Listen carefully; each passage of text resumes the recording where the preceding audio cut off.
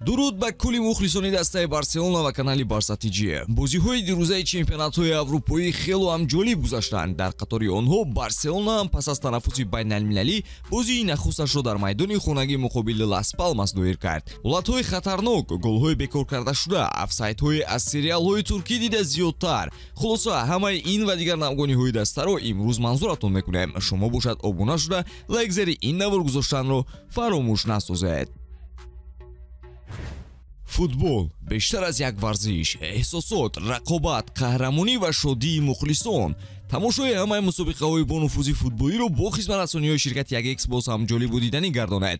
дар 1x регистратсия осон ва пардохт аз тамоми гӯшаоканори дунё, вале муҳимтар аз ҳама бонус то ҳаҷми $100 дар аввалин пардохт бо промокоди TG Barca. силкаи зарурӣ дар комментария. ба ҳама муваффақият.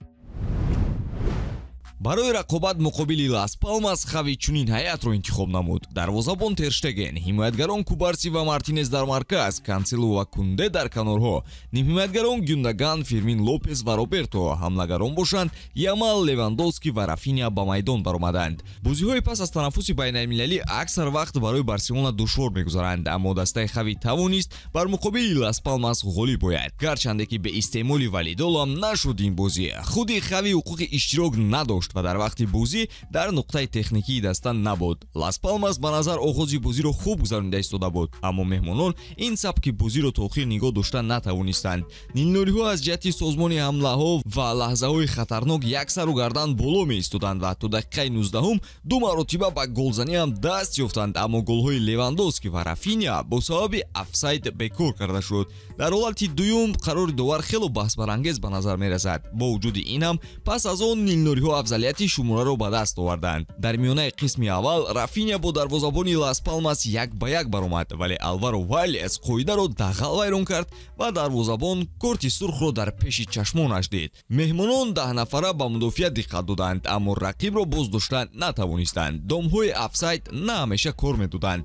дар нимаи дуюм баъди ба майдон баромадани Жоао Феликс ба ҷои Лопес, ҳамлагари португалӣ Рафиняро бо партофти аъло ба ҷаримагоҳ баровард ва ӯ бо зарбаи сар ҳисобро боз кард. пас аз муддате худи Феликс ҳам метавонист ки гол занад. аз зарбаи ӯ тӯб ҳам ба тахтача ва ҳам ба штанга расид, аммо вориди тур нашуду нашуд. дар охири мубориза каталониҳо каме ором шуданд. барселона пирӯзии ҳадди ақалро нигоҳ дошт ва дар ҷадвали Ла Лига ба Реал Мадрид наздик шуд. дар айни замон якбора се бозингари нилнориҳо Левандовски, Мартинес ва Кансело бо сабаби корти зарди барзиёд доштан муқобили Кадис бозӣ нахоҳанд кард, вале ҳамаи онҳо муқобили Реал Мадрид дар классико омодаи рақобат мешаванд.